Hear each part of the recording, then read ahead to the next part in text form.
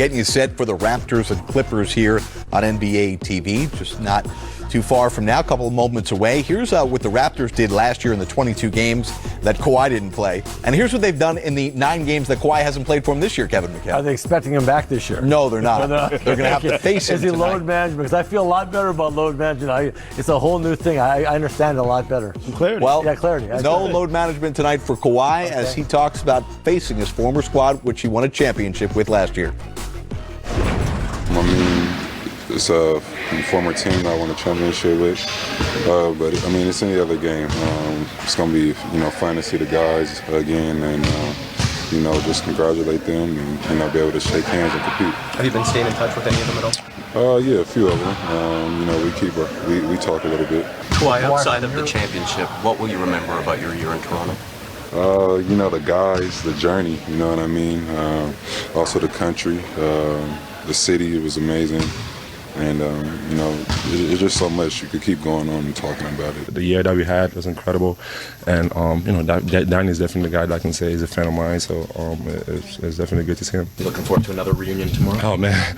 Yeah, it was another game, tough game, against Kawhi and, seeing the guys over there. So we don't get no break. So just got to go out there and play hard again and try to get another win. What will it be like playing against Kawhi? Oh, it'll be great. Great for us. I don't think I've had the opportunity to play against him. I had the privilege to play with him on the same team, but I think playing against him would be fun and just I think just seeing those guys, seeing him again after the run that we had last year, super fun. What did you take away from being his teammate last year? I think a lot. I mean, I think his poise and how he doesn't really get rattled and things like that. So I try to do that and add that to my game. And when I miss, a couple of shots, you got guys like Freddie in my ear a little bit, telling me to continue to shoot and just stay confident. And I think that's something that he had. He always had that. It's going to be great. It was great to see Danny tonight. It's going to be great to see Kawhi. I mean, Josh, you go through something like that in a really close kind of confined. You're all kind of sealed in together, fighting that out for a couple months. So you get a special experience there. And in saying that, I'm going to stay up late tonight trying to devise some kind of scheme to try to make life very difficult on him tomorrow. Well, hopefully Nick Nurse, for his sake and his fan base's sake, came up with something. They've got to be creative tonight. You'll see it live at NBA TV a couple of moments from now. Raptors against the Clippers. Kawhi, 4th in the league in points, 5th in the league in steals, and is the NBA leader in fourth quarter points. Yeah, he's had some great fourth quarters for the Clippers so far. And they're 6-1 with games he's played. They're 0-2 in the 2 games he hasn't played. So, I mean, I like what they have going on in L.A. with Kawhi.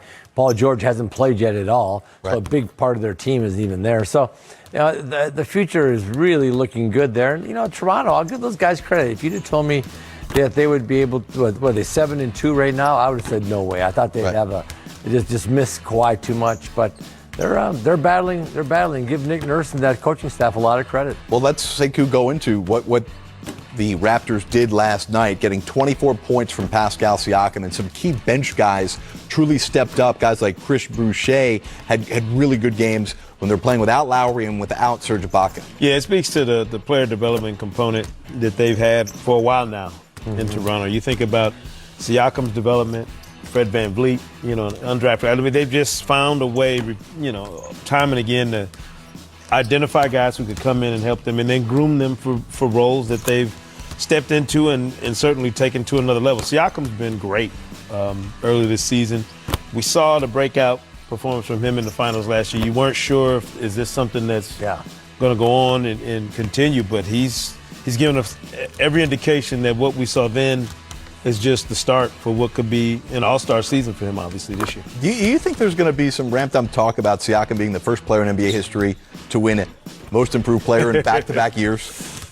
I don't know. I mean, Jamal Crawford and Lou Williams were fighting to see who was going to get the six-man trophy named after him. Why not? Why not go after it? It's a good idea for Siakam. But listen, he's on an all-star track right now, which is, to me, remarkable when you consider where he was a few years ago, where he was, he's a bit player who flashed some instances where you thought, wow, this guy could be something if he keeps developing, but he's really rounded his game out. And you very seldom see a guy go from kind of where he was when he started.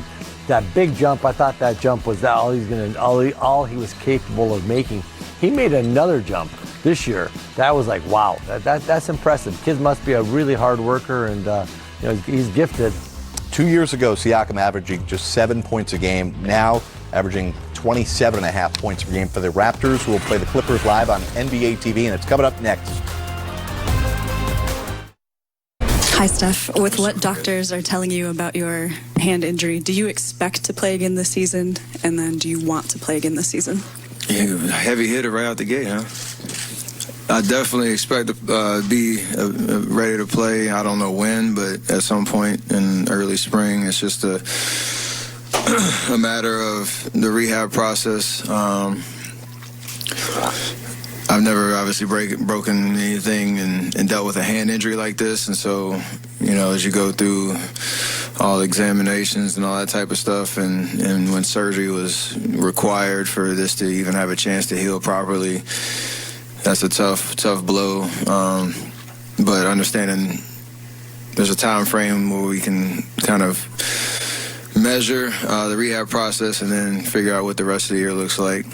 I'm excited about the potential that the rest of the season isn't lost.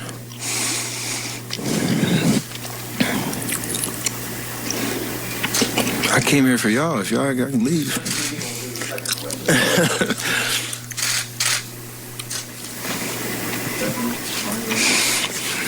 Stephen, have they said, is there any damage beyond the fractured hand? I mean, any nerve possibility damage there? With surgery, there's always, from what I've been told, there's always potential for nerves to be irritated. I had a little bit of that. That's kind of why it took so long for the real diagnosis, because I had to do so many tests, because that was one of the symptoms when it actually happened. But with nerves are tricky, depending on if it come back quickly or over a sustained amount of time. But and again, with surgery and swelling and all that type of stuff, it's a possibility. So something to monitor as we go through this process. And obviously, when you're dealing with hands, that's where it gets tricky in terms of your feel and all that type of stuff. So just got to be disciplined about that. Steph, Coach Kerr said he thinks you're probably already bored. Have you given any thought to how you're going to kind of stay engaged with such a long-term injury? Yeah, it's interesting. My ankle surgery is way back in the day. It was over the summer, so it's a little easier to kind of cope. Obviously, there's action every day. Watching games on TV at home is no fun. Obviously, I enjoy spending time with my family, but when you're out there missing, games, it's always tough. So I'm not good at just sitting down and resting, so I got to figure that out.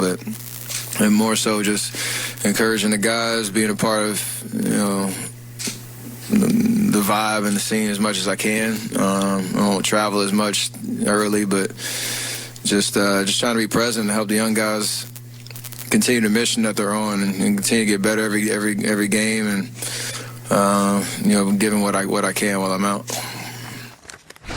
Right, that was Steph Curry moments ago. Warriors and Jazz going to tip off here in about 15 minutes on League Pass. We're getting you set for Clippers and Raptors. Plus, we're going to show you some of Tony Parker's jersey retirement ceremony. But Kevin McHale, Sekou Smith, Jared Greenberg, hey, that's pretty good news to hear if you're a Warriors fan, that Steph Curry in this brand new building, you bought tickets.